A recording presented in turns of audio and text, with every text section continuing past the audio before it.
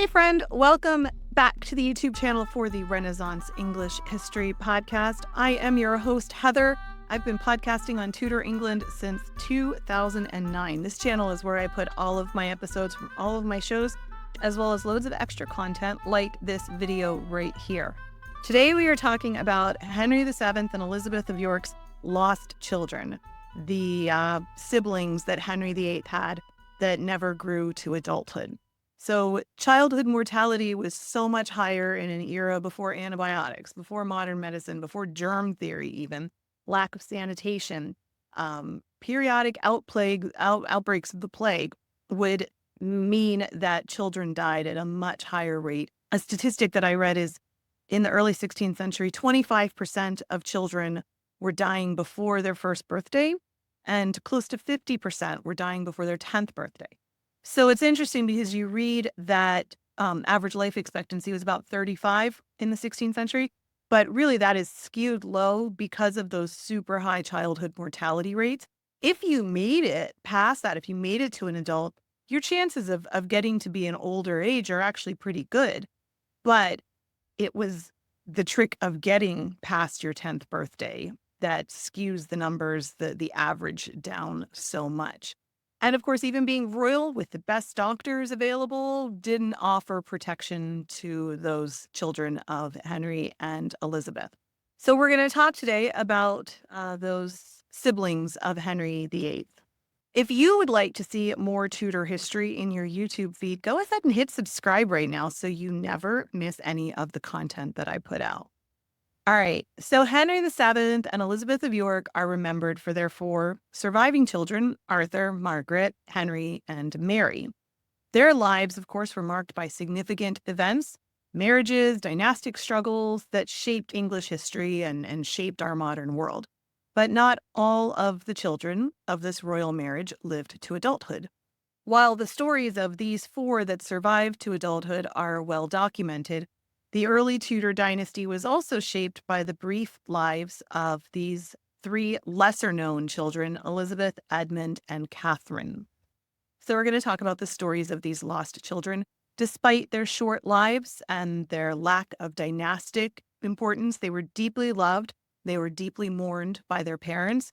In fact, they continue to appear in family portraits and are remembered in personal accounts, hinting at the depth of grief felt by Henry and Elizabeth. Elizabeth Tudor was the second child of Henry VII and Elizabeth of York. She was born on July 2nd, 1492, at Sheen Palace. Presumably named after her mother, Elizabeth of York, she spent most of her short life in the royal nursery at Eltham Palace. She was raised by wet nurses like Cecily Burbage, and she was surrounded by caretakers. And Elizabeth had a childhood typical, obviously, of a royal princess in that era. She died suddenly on September 14th, 1495, just a couple of months after her third birthday. Her death, of course, was a tragic blow to the family. She was buried in Westminster Abbey, where her tomb can still be seen today. The Latin inscription on her tomb memorializes her brief life, reading Elizabeth, second child of Henry VII, King of England. Then there was Edmund. He was born February 21st, 1499. He was the next of Henry and Elizabeth's children to die in infancy. He was named after Henry VII's father, Edmund Tudor, Earl of Richmond. He was raised again alongside his siblings at Eltham Palace. Edmund enjoyed the royal nursery with Margaret, Henry, and Mary. They were all close in age together.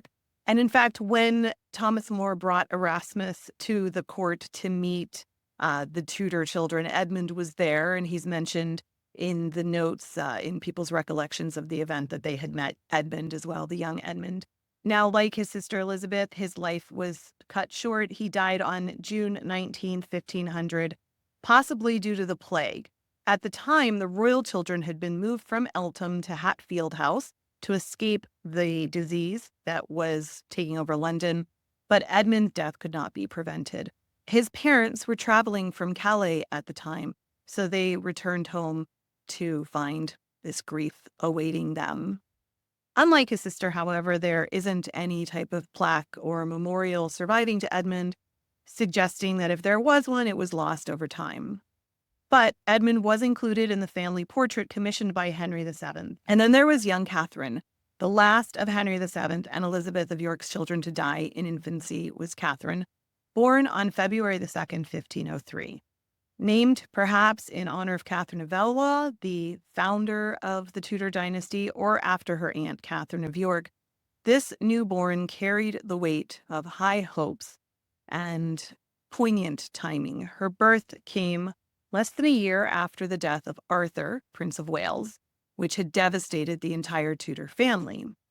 With Arthur's passing, Catherine's arrival might have brought a glimmer of hope for a family recovering from grief.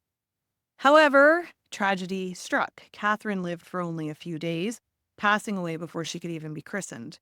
Her death was compounded by another devastating loss. Her mother, Elizabeth of York, had succumbed to a postpartum infection on February 11th after giving birth to Catherine. And the Queen died on her 37th birthday. So this is the period where we hear about Elizabeth and Henry being so devastated by the death of Arthur. And Elizabeth says, well, we're still young. We can try again for another child. And so they tried again and they got pregnant right away. And they were, I'm sure, very excited and looking forward to the birth to help to kind of make the grief a little bit easier. And then sadly, it did not turn out that way with both Catherine and Elizabeth passing away. Catherine was also buried in Westminster Abbey, though again, there's no monument to her final resting place, and her specific burial location is unknown. Some have speculated that she might have been buried alongside her mother, but it's not mentioned. There's no evidence, so it's just speculation. While Elizabeth, Edmund, and Catherine left no dynastic impact, they were certainly not forgotten by their parents. Their inclusion in a family portrait commissioned by Henry VII, which features all 7 of his children, serves as a reminder of the private grief that marked his reign. This painting, The Family of Henry VII with St. George and the Dragon, was painted obviously sometime after Elizabeth's death because Catherine is included in the painting and before Henry VII had died. And it was likely commissioned by Henry from a Flemish artist who was living at court at the time. The painting was likely intended as an altarpiece for the royal chapel at Richmond Palace, which suggests that it was created as a personal reflection rather than anything for the public to consume. And it represents the deep sorrow that Henry and Elizabeth carried for the children that they lost. In a time when infant mortality was tragically common, even the royal family was not immune to these harsh realities. After the death of Elizabeth and Catherine, Henry himself actually became deathly ill, and he retreated into a private place and wouldn't let anybody except his mother, Margaret Beaufort, close to him, including doctors, which, given that he had had a reputation of not showing his emotions, this was really alarming to his court. In 2012, the Vox Panal, an illuminated manuscript that was once the property of Henry VII, was rediscovered in the National Library of Wales, and it shows the aftermath of Elizabeth's death vividly. Henry is shown receiving the book containing the manuscript in mourning robes, looking very, very sad. And in the background, behind the father, are the late Queen's daughters, Mary and Margaret, in black veils. And the red head of the 11-year-old Prince Henry is shown weeping into the sheets of his mother's bed. So tragedy would come after royals as well as common people.